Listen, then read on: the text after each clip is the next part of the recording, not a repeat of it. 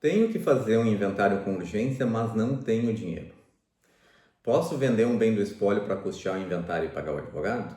É preciso processo judicial? A resposta é que sim, é possível vender um bem do espólio para custear o inventário e não precisa de processo judicial. Tudo pode ser resolvido diretamente no cartório. Quer saber como? Me acompanhe nesse vídeo. Boa tarde a todos, meu nome é Magno Flores Alves, sou doutor em Direito pela URGS e tabelião na comarca de Felez. Sejam bem-vindos ao Plantão Notarial, um canal voltado a quem busca eficiência na solução dos seus problemas e voltado a construir relações estratégicas entre os advogados e o tabelião. Nos vídeos anteriores, apresentei brevemente o fenômeno da desjudicialização, após o que estudamos o procedimento da adjudicação compulsória e no último vídeo tratei de uma novidade recém-saída do forno, que é a escritura pública de auto curatela. No vídeo de hoje nós trataremos de instrumentos disponíveis para resolver com facilidade problemas decorrentes da morte da pessoa. O primeiro instrumento é o alvará extrajudicial, que dá a solução ao problema que eu citei para vocês no início deste vídeo. O segundo problema refere-se ao cumprimento simplificado das obrigações constituídas em vida pelos decujos e que ele não conseguiu cumprir em vida. O primeiro instrumento que estudaremos hoje é o alvará extrajudicial, uma solução ágil e fácil para um problema que costuma trancar muitos inventários.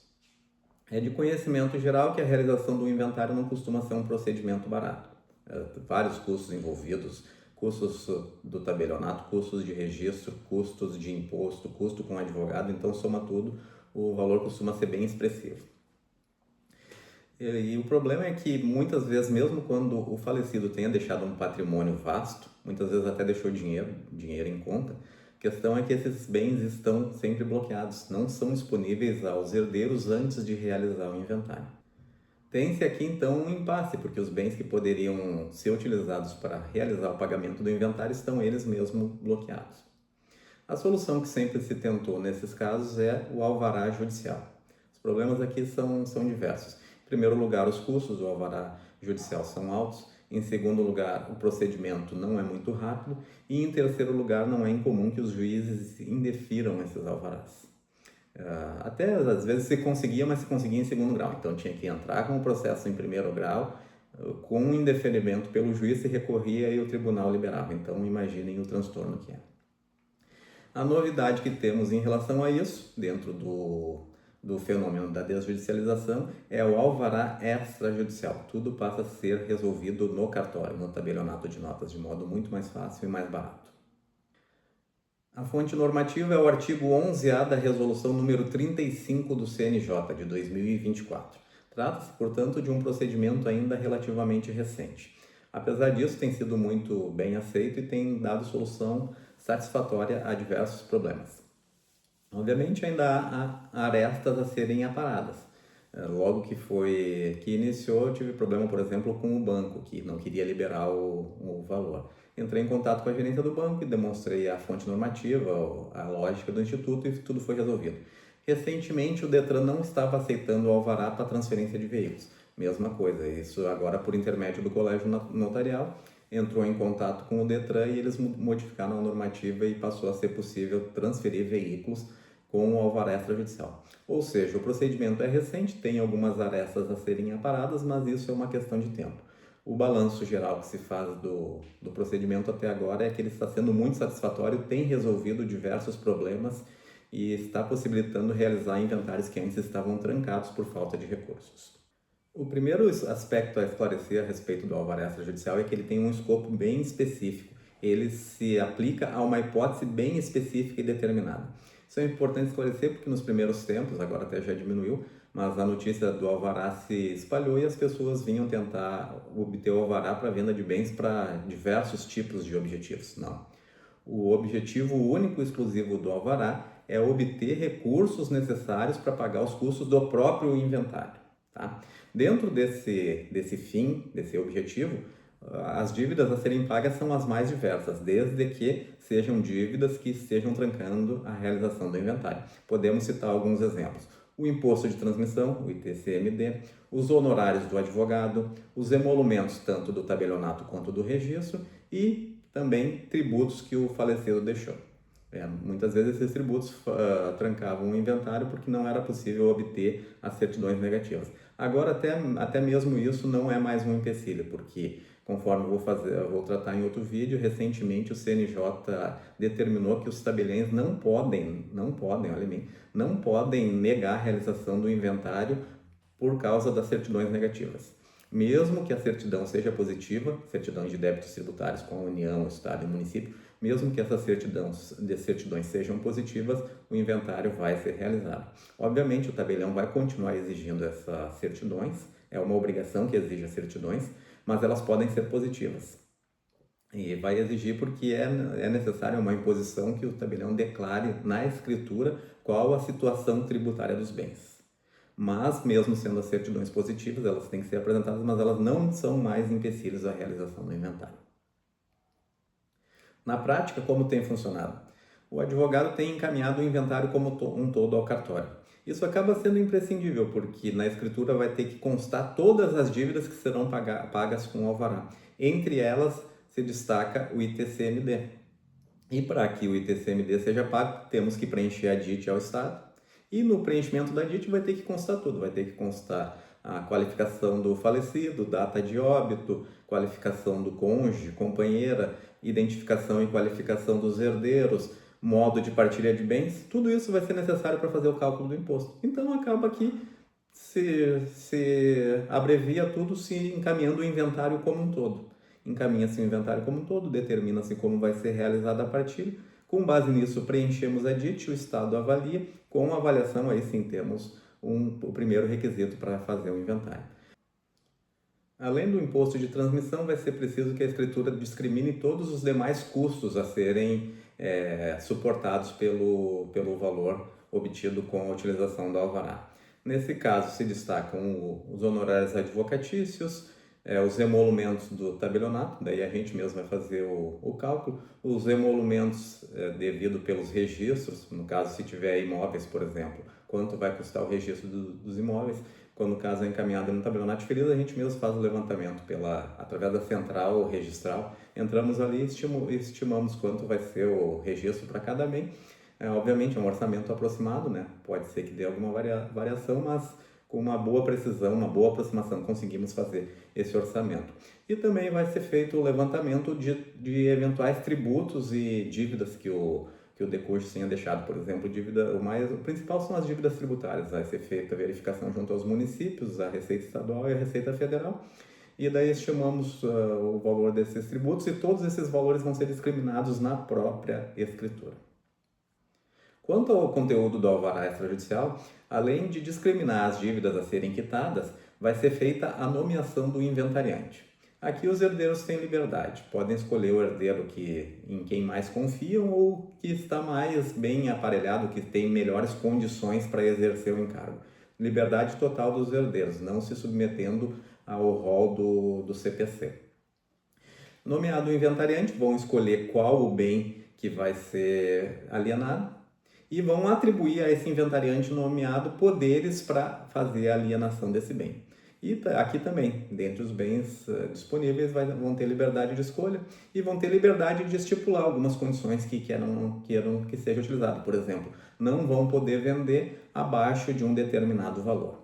Tá? Então, estipulam-se quais as dívidas a serem pagas, nomeia-se o inventariante, identifica-se o bem que vai ser vendido, atribui-se ao inventariante poderes para vender aquele bem, estipulam-se eventuais condições que ele deverá respeitar na venda e também, além disso, faz-se a vinculação entre o valor obtido e as dívidas discriminadas, ou seja, vai constar da própria escritura que o valor obtido com a venda deverá ser destinado ao custeio daquelas dívidas. Não é obter o alvará e utilizar aquele valor para qualquer recurso, não. Há um condicionamento. O valor obtido deverá ser empregado para aquela finalidade. E para evitar que ocorram desvios, impõe a normativa do CNJ que seja apresentada alguma garantia. Quanto à garantia, não tem nenhuma estipulação na normativa do CNJ, simplesmente impõe que haja garantia. Daí todo tipo de garantia pode ser utilizado, garantias pessoais e garantias reais. Na prática, como tem funcionado? O meio mais fácil, simples e mais barato de fazer é uma garantia pessoal, uma fiança. E daí tem adotado por praxe que os próprios herdeiros que estão nomeando o inventariante, eles mesmos fiquem de fiador do cumprimento das obrigações estipuladas no alvará. Isso é muito bem aceito, porque normalmente quando nomeiam um inventariante e dão poderes para ele vender um bem do espólio, é porque confiam naquela pessoa. Então, até hoje, em nenhum dos casos houve negativa de os próprios herdeiros ficarem como garantes daquela obrigação. Essa é só uma das opções, qualquer outro meio pode ser, qualquer outra garantia idônea pode ser empregada. Eu costumo sugerir isso porque é muito barato, não tem nenhum custo adicional. Poderíamos pensar, por exemplo, numa garantia imobiliária, uma garantia real imobiliária, uma hipoteca. Só que daí teríamos que fazer uma escritura de hipoteca, registrar essa escritura de hipoteca, o que encareceria bastante o negócio. Claro, isso pode ser uma possibilidade quando não há outra alternativa, quando, por exemplo, vamos dizer, uma hipótese de não haver confiança suficiente no inventariante para que os outros herdeiros fiquem de garantes, fiquem de fiadores. Mas, normalmente, quando nomeiam o inventariante e dão poderes para ele fazer a venda do bem, é porque há confiança e aceitam essa sugestão, e assim se resolve com muita facilidade, com o mínimo de gastos possíveis. Quanto aos prazos, não há nenhum prazo relativo à eficácia do alvará propriamente dita, ou seja, ele tem eficácia por prazo indeterminado. A normativa do CNJ, contudo, estabelece um prazo máximo para a utilização do valor após a realização da venda com a utilização do alvará. Esse prazo máximo é de 1 ano, sendo que os herdeiros podem prever um prazo inferior ao período de 1 ano, o que é aconselhável, a não ser que o caso tenha particularidades. Não haveria o porquê deixar a cargo do inventariante utilizar esse valor por um prazo tão longo de 1 ano. Então, os herdeiros podem, e no meu ponto de vista é aconselhável que façam, o estabelecimento de um prazo inferior a 1 ano para utilizar o valor obtido com a venda. O segundo tema do vídeo de hoje refere-se ao cumprimento das obrigações do decujus. Aqui o tabelionato de notas também tem uma contribuição muito importante ao disponibilizar um instrumento que facilita bastante a resolução de problemas pendentes deixados pela pessoa quando morre. Um exemplo claríssimo de aplicação desse instrumento, e é só um exemplo, ele se aplica a todas as obrigações deixadas pela pessoa, mas um exemplo muito claro de aplicação disso refere-se ao cumprimento das promessas de compra e venda ou compromissos de compra e venda, que já tratei em vídeo anterior quando tratei da adjudicação compulsória. A hipótese é a de a pessoa do falecido que vendeu o imóvel por contrato particular, vendeu o imóvel por contrato particular a prestações, recebeu a integralidade do preço, recebeu todas as prestações, mas morreu antes de passar a escritura que vai possibilitar ao comprador transferir o imóvel para o seu nome. O problema é bem conhecido de todos e não é incomum de acontecer. Antes de ter essa questão, esse instrumento do cumprimento das obrigações do decujus que eu vou apresentar para vocês, o comprador era submetido a uma verdadeira via cruz, na qual ou tinha que obter a colaboração dos herdeiros para obter talvez um meio um pouco mais fácil e mesmo assim bastante complicado, ou então ia ser necessário um processo judicial. Um dos instrumentos para resolver esse problema eu falei no vídeo anterior, que é a adjudicação compulsória. O outro meio para resolver, se não empregasse a adjudicação compulsória, era inventariar o bem e depois os herdeiros fariam a cessão dos direitos ou a compra e venda para o comprador. E a última solução, caso nenhuma outra solução fosse possível, era obter a uso capião. Obviamente, todos meios muito custosos, burocráticos e demorados. Agora, com essa possibilidade de cumprimento das obrigações do falecido, tudo isso se simplifica bastante, é muito simples, rápido e barato de resolver. Para demonstrar bem que esse procedimento ele simplifica bastante a situação, basta ver que o funcionamento vai ser o mesmo que se fosse um negócio jurídico feito em cumprimento a uma procuração. Seguindo no exemplo do compromisso de compra e venda, como é que vai se dar? A escritura de compra e venda vai ser feita pelo espólio representado pelo inventariante. Simples assim, é como se fosse uma compra e venda comum, na qual o espólio vai vir representado pelo inventariante. Olha como é simples, chega a ser quase infantil a solução, né? Mas antes não existia, é uma novidade agora, tá? E daí então, precisamos de um inventariante. Se por um acaso já foi realizado o inventário, ou se o inventário está em andamento e o inventariante já foi nomeado, tudo se simplifica. Já tem um inventariante nomeado, simplesmente se faz a escritura e ele comparece ao cartório para assinar. Não tendo o inventariante nomeado, também é simples. Nomeamos um inventariante no próprio tabelionato. Simplíssimo e barato. A nomeação de um inventariante custa quanto? R$ 100, 150, 200 no máximo. Então, se há inventariante todo mundo simplificado, faça a compra e venda e o inventariante assina representando o espólio. Não tem inventariante nomeado, nomeamos o inventariante, simples, rápido, barato, e o inventariante assina a escritura. Isso, acabou o vídeo. Ai, ai. Mas claro que não é bem assim, né? Temos alguns requisitos, algumas observações a ser feitas a esse respeito aqui, tá? Os requisitos básicos, como eu já disse, é o negócio jurídico que tenha sido assumido em vida pelo decurso. Importante também que o decurso já tenha recebido em vida tudo que lhe era devido e só falte ele cumprir a sua parte, tá bom? Um dos aspectos a destacar é quanto à quitação. A normativa que rege o cumprimento das obrigações do decujus não traz nenhuma disposição quanto à prova da quitação, ao contrário do que eu referi quanto à adjudicação compulsória em vídeo anterior, porque o artigo 440G, parágrafo 6º do Código de Normas do CNJ, ele flexibiliza a prova da quitação no procedimento de adjudicação compulsória. Eu acredito que esse dispositivo ele é aplicável por analogia ao cumprimento das obrigações do decurso. Isso é importante porque facilitando a prova dá-se mais efetividade ao procedimento, né? Poderia-se ter o viés de querer exigir uma prova muito robusta, com os requisitos lá do Código Civil, como eu já referi no vídeo da adjudicação. Eu, fulano de tal, declaro que recebi tal, assina, reconhece, firma. Não, nada disso é necessário no meu ponto de vista, porque nesse artigo do Código de Normas que eu estou referindo, ele aceita inclusive provas indiretas, como mensagens por WhatsApp, etc. Então, junta-se isso à declaração do inventariante de que houve efetivo recebimento do valor em vida para o decurso, tendo alguma prova indireta mais essa declaração do inventariante, eu acredito que está suficientemente comprovada a quitação e é possível proceder no cartório o cumprimento das obrigações do decurso, o que facilita ainda mais um procedimento que já era bastante facilitado. Em suma, no vídeo de hoje apresentei 2 procedimentos extrajudiciais que facilitam bastante a vida das pessoas. Problemas que antes dependiam de soluções extrajudiciais muito mais complicadas, demoradas e caras, ou de procedimentos judiciais.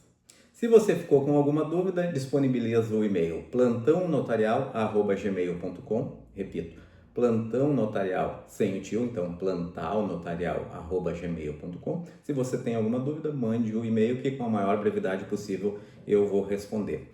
Para choros, lamentações e principalmente sugestões de novos vídeos, de novos temas a serem abordados, comentários do YouTube aqui embaixo. Para ficar bem informado sobre as novidades do mundo notarial, em especial sobre os novos procedimentos extrajudiciais, se inscreva, ative os sininhos das notificações. Quem gostou, curta e compartilhe. Quem não gostou também pode compartilhar, basta compartilhar com seus inimigos. Por hoje é isso. Grande abraço, saúde e paz.